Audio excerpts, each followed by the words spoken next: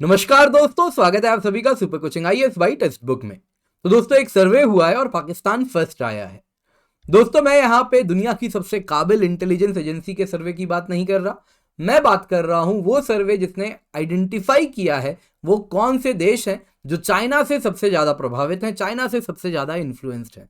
और इस सर्वे में 9 डोमेन्स को आइडेंटिफाई किया गया है, जिसमें कुछ इंपॉर्टेंट डोमेन्स इकोनॉमी है, फॉरेन पॉलिसी है, कल्चर है, सॉफ्ट पावर है, वैसे ही एकेडेमिया है। उन सब में चाइना का कितना प्रभाव है और उसके आधार पर आइडेंटिफाई किया गया है वो कौन से देश हैं जो प्रभावित हैं। दोस्तों पाकिस्तान का फर्स्ट आना ये तो लगभग तय था, पर दोस्तों यहां पे चिंताजनक स्थिति यह है कि जापान के सिवा भारत के वो देश जो भारत के काफी करीब माने जाते हैं, चाइना के साथ जिनका बैर भी है, इन सब के बावजूद भी आप देखें तो वो सभी मित्र देश भी काफी ज्यादा चाइना से प्रभावित हैं, इन्फ्लुएंस्ड हैं। कुछ हद तक ये भी आप देखें तो लगभग निश्चित है, क्योंकि चाइना एक चढ़ता सूरज है और चढ़ता सूरज उसकी प्रकाश काफी दूर तक फैलती है और कुछ वैसे ही दुनिया में बाकी देश भी प्रभावित हो रहे हैं। पर दोस्तों आज की ये क्लास बड़ी इंपॉर्टेंट होने वाली है, क्योंकि इसको हम डेप्थ में देखने वाले हैं, क्रॉस डोमेन्स, और इसका क्या मायने होगा। तो काफी इंटरेस्टिंग होगी, इसको जरूर देखिएगा। थोड़ी लंबी हो सकती है लेकिन काफी ज्यादा इंटरेस्टिंग एंड इंपॉर्टेंट होने वाली है। तो आप देख सकते हैं इसको कवर किया जा रहा है डोमेस्टिक मीडिया में, इंटरनेशनल मीडिया में, मतलब दुनिया के हर कोने में इस जो सर्वे है इस पर चर्चा हो रही है। इससे पहले आगे बढ़े आपको बता देता हूं ये सर्वे ताइवान से रिलीज हुआ है। तो चाइना इंडेक्स इसको नाम दिया गया है, एक डेटाबेस है जो कि double think labs, Taiwan based research organisation है, उन्होंने ही ये डेटाबेस कंपाइल किया है। इसमें करीबन 82 देशों को रैंक किया गया है, जिसमें पाकिस्तान नंबर 1 पे है। तो रैंक किया गया है तो 9 डोमेन में चाइना का कितना प्रभाव है उसको आइडेंटिफाई किया गया है। वो है मीडिया, वो है academia, economy, society, military, law enforcement, technology, domestic politics, foreign policy. इन सभी में चाइना कितना पकड़ रखता है किसी देश पर, उसके आधार पे ये रैंकिंग की गई है। पाकिस्तान के पीछे अगर आप देखें तो साउथ ईस्ट एशियन कंट्रीज हैं, जिसमें अगर आप देखें तो नंबर 2 पे कंबोडिया है, सिंगापुर नंबर 3 पे है, और फिर थाईलैंड भी है, फिलीपींस भी 7वें नंबर पर है, मलेशिया 10th पोजीशन पे है। तो आइए इन सभी को हम रीजन वाइज भी देखेंगे, पर उससे पहले डोमेन समझ लेते हैं। दोस्तों जब हम बात करते हैं मीडिया में कितना चाइना का प्रभाव है, इसका मतलब होता है कि चाइना पब्लिक डिबेट को, जब मीडिया कवरेज हो रही है तो उसमें पब्लिक डिबेट को चाइना कैसे स्वे कर रहा है अपने पक्ष में, तो कैसे पीआरसी पकड़ रखता है वहां के मीडिया पर और अपने हक की बातों को वो मीडिया तक पहुंचा पाता है किसी भी देश में।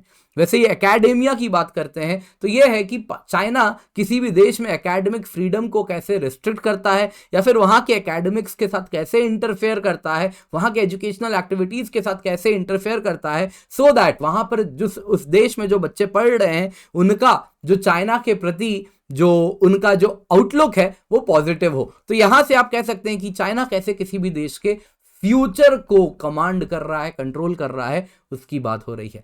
तीसरा है इकोनॉमी। यह कहता है कि चाइना कैसे किसी देश के इकोनॉमिक पॉलिसी को अपने हित में ढालने में सक्षम है, कैसे उस देश के कंपनीज को, कॉरपोरेट को अपने हित में काम करवाने में सक्षम है। वैसे ही सोसाइटी की बात करते हैं तो ये सॉफ्ट पावर की बात हो रही है कि कैसे किसी भी देश में कैसे वहां के सिटीजन चाइना के प्रति अपना पॉजिटिव आउटलुक रखते हैं, लोकल ऑर्गेनाइजेशंस कैसे चाइना से प्रभावित होते हैं। वैसे ही मिलिट्री हो गया दोस्तों, बायलैटरल मिलिट्री रिलेशनशिप कैसी है किसी भी देश की चाइना के साथ। लॉ इन्फोर्समेंट हो गया कि कैसे चाइना के साथ उस देश की, कंट्री की जो लॉ इन्फोर्समेंट बॉडीज है वो कैसे कोऑपरेट करती है।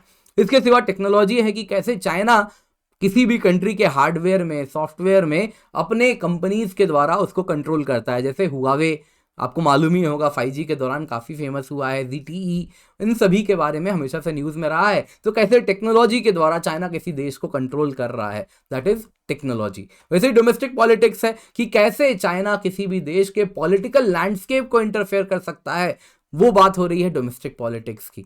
फॉरेन पॉलिसी हो गया कि कैसे किसी भी देश पर चाइना दबाव डाल के, की एक्टर्स को उस पर दबाव डाल के वहां की जो उस देश की जो पॉलिसी हो रही है उसको अपने हक में वो मनवा सके कि यूएन में तुम वोट नहीं करोगे, या फिर इस कोई भी रिजोल्यूशन है इसके फॉर में करोगे या इसके अगेंस्ट में करोगे। तब अब जब आप ये डोमेन समझ गए हैं तो आइए सबसे पहले डोमेन की रैंकिंग देखते हैं, फिर ओवरऑल रैंकिंग भी देखेंगे। तो अगर हम डोमेन वाइज रैंकिंग देखते हैं, सबसे पहले देखते हैं डोमेस्टिक पॉलिटिक्स। सारा तो नहीं देख सकते 9 का 9, कुछ इंपॉर्टेंट मैं आपको दिखा रहा हूं। डोमेस्टिक पॉलिटिक्स हो गया कि किसी भी देश के पॉलिटिकल लैंडस्केप को, पॉलिटिकल पार्टीज को चाइना कैसे इन्फ्लुएंस कर रहा है। यहां पे साउथ अफ्रीका नंबर 1 पे है। कमाल क्या है दोस्तों, यूएस नंबर 2 पे है। उसके बाद अगर आप देखें ऑस्ट्रेलिया नंबर 5 पे है, जर्मनी नंबर 5 पे है, यूनाइटेड किंगडम भी नंबर 5 पे है। तो हमारे तो मित्र है ना इसमें से काफी देश, एटलीस्ट कहते तो हैं मित्र हैं, लेकिन आप देख सकते हैं चाइना वहां के पॉलिटिक्स पर कितना पकड़ रखता है। वैसे ही आप देख सकते हैं अन्य देशों की बात करें, न्यूजीलैंड भी है काफी ऊपर, पाकिस्तान नंबर 16 पर है। पाकिस्तान से ज्यादा डोमेस्टिक पॉलिटिक्स पर पकड़ चाइना की यूएस में है, ऑस्ट्रेलिया में है, जर्मनी में है। बड़ी ही कमाल की बात यहां पर देखने मिल रही है। ताइवान तक में आप देखें तो चाइना काफी ज्यादा पॉलिटिकल लैंडस्केप को इन्फ्लुएंस करता है और ये करता आया है, ये हमें मालूम भी है। जहां तक बात करते हैं भारत की, भारत 50th रैंक पे है। तो पॉलिटिक्स में इन्फ्लुएंस है लेकिन ज्यादा नहीं है। आपको मालूम है कैसे है, काफी इसको न्यूज में कवर किया गया है, मैं नहीं बोलने वाला इसके बारे में। थोड़ा गूगल कीजिए किस पार्टी की बात कर रहा हूं, आपको समझ आ जाएगा क्या क्या न्यूज में सामने आया था, कैसे फंडिंग हुई थी। चलिए नेक्स्ट है दोस्तों फॉरेन पॉलिसी। फॉरेन पॉलिसी हो गया कि किसी देश पर चाइना कैसे दबाव डालता है कि वो अपने डिप्लोमेटिक ऑब्जेक्टिव्स को अचीव कर सके। तो इसमें नंबर 1 पे पाकिस्तान है। फिर अगर आप देखें तो कहीं ना कहीं इसमें मेजर कंट्रीज आपको ज्यादा देखने नहीं मिलेंगे। नंबर 2 पे साउथ अफ्रीका है। उसके बाद वियतनाम नंबर 8 पर है, ये इंडिया के लिए चिंताजनक स्थिति है। फिर आप देख सकते हैं टर्की है, मेक्सिको है, हालांकि इंडिया को बहुत ज्यादा परवाह नहीं है। फिर इंडोनेशिया आता है, अगर आप देखें तो ये हमारे लिए थोड़ा चिंताजनक है क्योंकि इंडोनेशिया से हमारे भी रिश्ते घनिष्ठ हो रहे हैं, लेकिन बहुत बुरा नहीं है। इंडिया के जितना ही आप देखें तो फॉरेन पॉलिसी पर चाइना पकड़ रखता है। ऑब्वियसली अब P5 मेंबर है तो कहीं ना कहीं उसकी बात कुछ ना कुछ आप देखें तो फॉरेन पॉलिसी में बियॉन्ड द सीन जो हो रहा है ना, आपको सामने जो नहीं दिख रहा है, तो बिहाइंड द सीन अगर आप देखें तो काफी कुछ गिव एंड टेक होता रहता है। तो P5 कंट्री है तो उसके पास काफी मजबूत ताकत है, इसलिए वो इन सारे देशों को तो मोड़ता ही मोड़ता है। पाकिस्तान तो पूरी तरीके से पाकिस्तान पर ही निर्भर करता है कि कुछ भी यूएनएससी में होगा वो चाइना के शरण में जाता है और बोलता है हमें बचा लो। वहीं आप देखें वो कंट्रीज जो कि P5 के मेंबर हैं, यूनाइटेड किंगडम, वैसे ही आप देखो फ्रांस, यूनाइटेड स्टेट्स, ये सब काफी नीचे हैं। क्यों? क्योंकि ये चाइना पर निर्भर नहीं करते कि P5 के वजह से वो कैसे इंडिया पे प्रभाव, कैसे वो उनके फॉरेन पॉलिसी को चाइना कंट्रोल नहीं कर पाता है। जहां तक बात है, आप ढूंढ रहे होंगे रशिया कहाँ है, रशिया कहाँ है, रशिया को उन्होंने रैंक नहीं किया है। उनके लिए, रशिया के लिए डेटा उनके पास अवेलेबल नहीं था।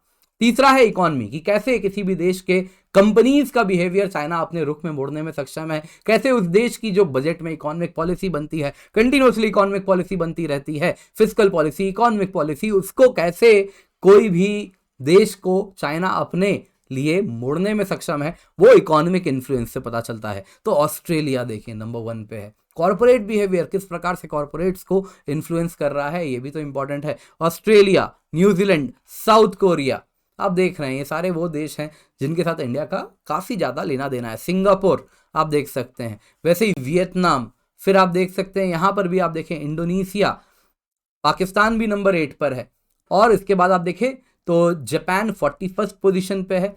फिर अगर आप देखें तो यूनाइटेड स्टेट्स भी 41st है, इंडिया 57th पे है, और साथ ही साथ नीदरलैंड्स, इटली जैसे देश भी हैं। तो आप देख सकते हैं इकोनॉमी को जहां तक बात है गवर्न करना, तो बड़ी इकोनॉमी को चाइना बहुत ज्यादा कंट्रोल नहीं कर रहा है, लेकिन वो देश जो कि मिनरल एक्सपोर्टर्स हैं वो आप देखोगे काफी ज्यादा चाइना के द्वारा इन्फ्लुएंस्ड हैं। फिर वो ऑस्ट्रेलिया हो जाए, फिर वो आप देखें तो चिले हो गया, फिर वो आप देखें किर्गिस्तान हो गया। तो ये सारे जो देश हैं काफी ज्यादा कहीं ना कहीं चाइना से कमांडेड है, कंट्रोल्ड है। वैसे इकोनॉमिक इंटरलिंकेज भी है सिंगापुर की जो सर्विस इंडस्ट्री है उनके साथ भी, तो इस वजह से भी सिंगापुर भी इस लिस्ट में आपको दिखेगा। अब बात होती है फ्यूचर की, एकेडेमिया, कैसे educational and academic activities China किसी देश को कंट्रोल कर रहा है और अपने फेवर में रुख मोड़ने में सक्षम है। तो यहां पे आपको चिंता होगी देखिए कि यूनाइटेड स्टेट्स नंबर 1 पे है। ये फ्यूचर बता रहा है कि फ्यूचर पॉलिसी मेकर्स कैसा अपना रुख रखने वाले हैं जब वो एकेडमिक इंस्टीट्यूशन से निकल कर आएंगे। तो यूएस नंबर 1 पे है, जर्मनी नंबर 2 पे है, सिंगापुर नंबर 3 पे है, कनाडा नंबर 4 पे है, फ्रांस है, पाकिस्तान भी है, यूनाइटेड किंगडम भी है। तो आप देख सकते हैं जो चाइना का पूरा फोकस है ना एकेडेमिया को कंट्रोल करने का, वो पूरा फोकस है वेस्टर्न कंट्रीज पर कैसे कंट्रोल किया जाए, क्योंकि एकेडेमिया को वहां पे अगर कंट्रोल करना है तो बस थोड़ी फंडिंग करनी है, ओपन कंट्रीज हैं तो फंडिंग करके कंट्रोल करना रिलेटिवली आसान हो रहा है। वहीं अगर आप देखें तो इंडिया, बांग्लादेश, इन सब पर चाइना ज़्यादा फोकस करता हुआ नहीं दिख रहा। उसका पूरा फोकस अगर आप देखें तो डेवलप्ड कंट्रीज पर है, और मुफ्त में पाकिस्तान भी इसमें जा रहा है कि चलो कुछ पैसे मिल जाएं, जो करना है कर लेना। तो वैसे ही आप देख सकते हैं नीदरलैंड्स तक है ना, वहां तक साउथ कोरिया है, फिर आप देखें ताइवान है 25वें नंबर पे, वैसे ही आप देखें ऑस्ट्रेलिया है, साउथ अफ्रीका है, इटली है। तो ये सब कुछ मेजर देश हैं, इजिप्ट है, ये सब कुछ मेजर देश हैं जो काफ़ी ज़्यादा चाइना के कंट्रोल में है। वहीं इंडिया अगर आप देखें, इंडिया, बांग्लादेश, ये वो देश हैं जहाँ पे एकेडेमिया को कंट्रोल करने के लिए चाइना इस वक्त फोकस नहीं कर रहा है। ये नहीं कहूंगा मैं कि चाइना कर नहीं सकता है, यही कहूंगा कि इस वक्त फोकस नहीं कर रहा है, क्योंकि अगर यूएस को कंट्रोल कर सकता है तो इंडियन एकेडमिक इंस्टीट्यूशंस को कंट्रोल करने में कोई बड़ी बात नहीं है। पॉइंट इज, अगर वो फंड कर रहा है तो उसको रिटर्न्स चाहिए। रिटर्न्स मिल रहा है क्या? कुछ इंस्टीट्यूशंस थे भारत में जो काफ़ी हद तक चाइना के द्वारा एकेडमिकली कंट्रोल्ड थे, एटलीस्ट उनका जो रवैया था। अब लेकिन वो भी बदल रहा है। तो अब देखते हैं रीजन वाइज रैंकिंग। तो नॉर्थ अमेरिका की बात करें, नंबर 1 पे है यूनाइटेड स्टेट्स, जिसमें एकेडेमिया, डोमेस्टिक पॉलिटिक्स, मीडिया पे बहुत ज़्यादा पकड़ है। मेक्सिको की बात करते हैं, नंबर 2 पे है, जिसमें foreign policy, domestic politics, academia है। चाइना भी नंबर 3 पे है, 37 पोजीशन पे है ओवरऑल। वैसे अगर हम central America and Caribbean countries की बात करें तो आप देख सकते हैं ये सारे देश हैं, लेकिन हमको ज़्यादा प्रभाव इसका नहीं पड़ता है। पनामा अगेन एक कैनाल है, पनामा कैनाल है जो कि आप देखें अटलांटिक और पैसिफिक को जोड़ता है। तो पनामा पे चाइना ने अच्छी पकड़ रखी है, क्योंकि उसका जियो स्ट्रेटेजिक लोकेशन बहुत इंपॉर्टेंट है। इसके बाद अगर आप देखें तो आता है साउथ अमेरिका। साउथ अमेरिका में अगेन ये मिनरल कंट्रीज हैं, पेरू, चिले, ब्राजील और वेनेजुएला। तो इन सभी पर चाइना ने अच्छी पकड़ रखी है। तो आप देख सकते हैं इन पर रैंकिंग भी काफ़ी ऊपर की है। सोसाइटी, मिलिट्री, मीडिया, हर प्रकार से कंट्रोल बना रहा है। यूरोप की बात करते हैं तो जर्मनी नंबर 1 पे है, ओवरऑल रैंकिंग 19 है, यूरोप में नंबर 1 पे है। तो आप देखें एकेडेमिया को कंट्रोल किया है, मीडिया को किया है, डोमेस्टिक पॉलिटिक्स को किया है। अभी जर्मन चांसलर भी चाइना विजिट पे गए थे, कई सालों के बाद। यूरोपियन कंट्रीज नहीं जा रहे हैं पर वो गए थे। ये बताता है कैसे इकोनॉमी, डोमेस्टिक पॉलिटिक्स सब पे चाइना की पकड़ है। यूनाइटेड किंगडम आप देख सकते हैं, डोमेस्टिक पॉलिटिक्स, मीडिया, एकेडेमिया काफ़ी ज़्यादा कंट्रोल में। इटली नंबर 33, सर्बिया 34 पे है। सब सहारन अफ्रीका की बात करें तो साउथ अफ्रीका पे बहुत ज़्यादा कंट्रोल है, ब्रिक्स कंट्री भी है, और technology, foreign policy, domestic politics सभी पर चाइना की पकड़ है। वैसे ही आप देखें नाइजीरिया ऑयल रिच कंट्री है, उस पर भी फॉरेन पॉलिसी, मीडिया, टेक्नोलॉजी पर पकड़ है। बाकी आप देखें केनिया, घाना, तंजानिया भी है। North America and west Asia की बात करें तो नंबर 1 पे इजिप्ट है, रैंकिंग 17 है। टेक्नोलॉजी, फॉरेन पॉलिसी, मिलिट्री तीनों पे कंट्रोल है। टर्की पर भी काफ़ी कंट्रोल है। बाकी जॉर्डन, लेबनान, इन पर बहुत ज़्यादा पकड़ नहीं है। बात करते हैं सेंट्रल एशिया, चाइना का बैकयार्ड है, तो Kyrgyzstan, Tajikistan, Kazakhstan, Uzbekistan, Turkmenistan. Technology, law enforcement, foreign policy, law enforcement पर स्पेशल फोकस आपको देखने मिलेगा, फॉरेन पॉलिसी पर स्पेशल फोकस देखने मिलेगा, क्योंकि बॉर्डर कंट्री है, बॉर्डर मैनेजमेंट करना है। तो लॉ इन्फोर्समेंट पर भी पकड़ है, मजबूती है, और फॉरेन पॉलिसी पर भी है, क्योंकि वो नहीं चाहेगा उसका बैकयार्ड का देश उसके खिलाफ जाए। जहां तक बात है east and south east Asia, तो ये पूरा अगेन चाइना का दूसरा, ये भी एक बैकयार्ड है। तो आप देख सकते हैं बहुत ज़्यादा प्रभाव है चाइना का। कंबोडिया रैंकिंग 2, सिंगापुर नंबर 3 पे है ओवरऑल, साउथ ईस्ट एशिया में नंबर 2 पे है। Thailand 4, Philippines 7, Malaysia 10, Taiwan 11, south Korea 13, Indonesia 16, Vietnam 43, Japan 52 पे है। तो आप देख सकते हैं जो डोमेन्स इन्फ्लुएंस कर रहा है, law enforcement, military, foreign policy.